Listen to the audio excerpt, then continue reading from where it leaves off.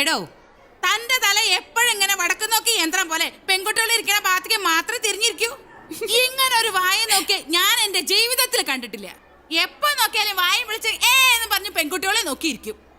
ഈ ശ്രദ്ധ പഠിപ്പിലുണ്ടായിരുന്നെങ്കിൽ നീയൊക്കെ എന്നെ രക്ഷപ്പെട്ടനെ ഒരങ്ങൻ.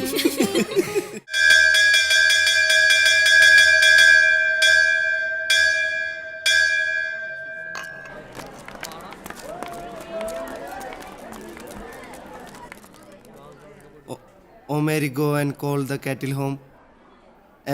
And call the kettle. കാൾത മതി ചൊല്ലിയത്. ബാക്കിയുള്ളവരുടെ കാര്യം പോട്ടെന്ന് വെക്കാം. നിനക്കെന്താ പറ്റിയത്? നിർത്തി, പറയലും നിർത്തി, ചോദിക്കലും നിർത്തി. വെറുതെ എന്തിനാ ഞാനിവിടെ കിടന്ന് ഇങ്ങനെ വായിട്ടലയ്ക്കുന്നത്? എനിക്കെന്താ വല്ല നേർച്ചയുണ്ടോ? ഇരിക്കുന്ന കണ്ടില്ലേ ഇഡിയറ്റ്സ്.